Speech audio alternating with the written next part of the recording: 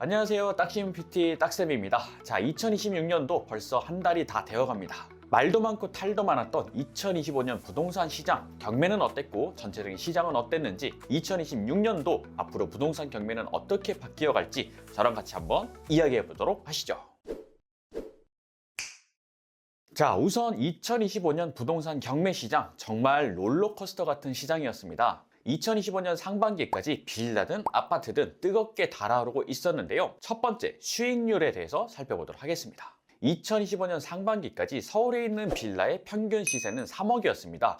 그런데 경매로는 거의 2억 8천 정도의 수준까지 높은 낙찰가율을 이어져 왔었는데요. 그랬던 이유는 서울에 있는 빌라의 단기 매도 열풍이 굉장히 많이 불었기 때문입니다. 그 속에서 수익을 내긴 했지만 금액이 큰 탓이었을까요? 생각보다 수익률은 높지는 않았습니다. 자, 오히려 수도권에 있는 쓰리룸 빌라가 서울의 빌라보다 단기 매도 수익률은 훨씬 높았는데요. 서울의 빌라는 3억인데 2억 8천을 써야 낙찰이 됐던 반면 경기도에 있는 쓰리룸 빌라의 경우에는 평균 시세가 2억이고 1억 6천 후반대만 써서도 됐기 때문에 사실 시세 차익에서는 커다란 차이는 나지 않지만 들어가는 투자금이 더 가벼웠기 때문에 수도권 빌라에서의 수익률이 생각보다 더 높게 나왔던 경향이 있었습니다. 2025년 상반기까지는 빌라든 아파트든 굉장히 뜨겁게 달아올랐었는데요.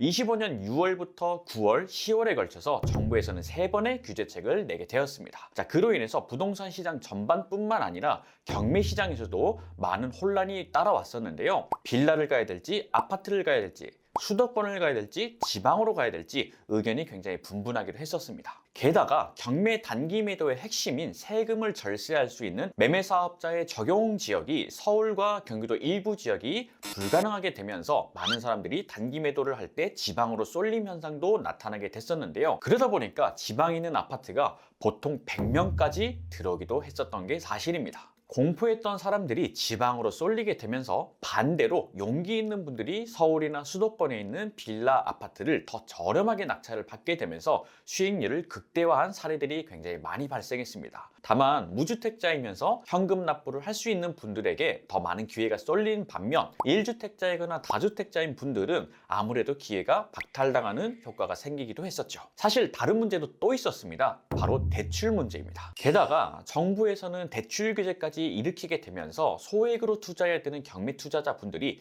많이 위축되게 되었습니다.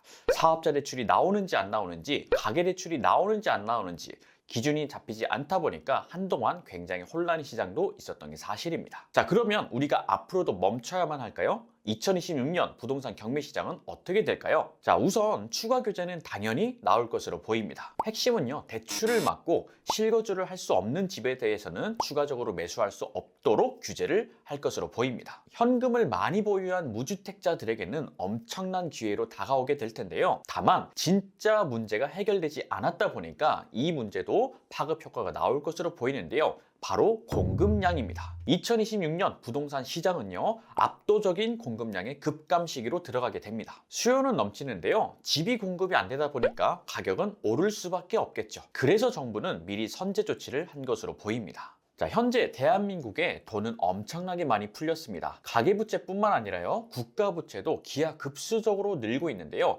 이 많은 화폐들이 어디로 쏠릴까요? 결국에는 반사 이익으로 나오면서 부동산 시장으로 돈들이 더 몰릴 것으로 보입니다. 자, 서울은 상급지 중심으로 일부 멈춤세가 보일 것으로 보입니다. 다만 눈에 띄는 하락은 나오지 않을 걸로 보입니다. 왜냐하면 애초에 서울의 고가 아파트 시장에서는요, 대출 자체가 잘 나오지가 않았습니다. 현금으로 산 분들이 많다는 뜻이기도 한데요, 굳이 가격을 깎아가면서 매물을 던질 이유가 없는 것이죠. 자, 또한 갭 메우기 현상도 나올 것으로 보입니다. 자, 그러면 우리는 이 시장에서 어떻게 경매를 적용을 해야 되느냐? 서울이나 수도권의 핵심 지역에서도 영끌의 대출을 이용해서 투자한 분들이 버티지 못할 물건들이 많이 나올 걸로 보입니다. 자, 그런 물건들을 우리가 오히려 더 저렴한 경매 시장을 통해서 낙찰을 받고 수익화를 해낸다면, 자, 앞으로도 올라갈 부동산 상승장 속에서 부동산 경매를 더 저렴하게 취득하니까요, 안전마진을 확보하면서 시장의 흐름까지 탈 수 있는 일거양득의 효과가 나타날 걸로 보입니다.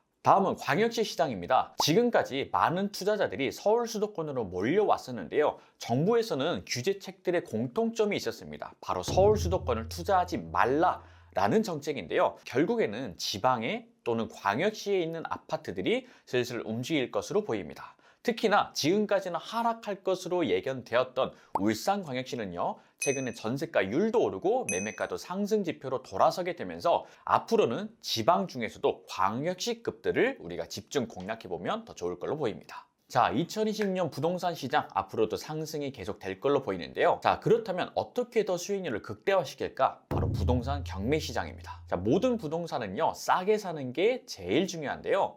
이 부동산 경매 시장은요, 일반 매매 시장과 다르게 많은 특혜들이 존재합니다. 자금 조달 계획서를 내지 않아도 되고요. 토지 거래 허가도 안 받아도 돼요.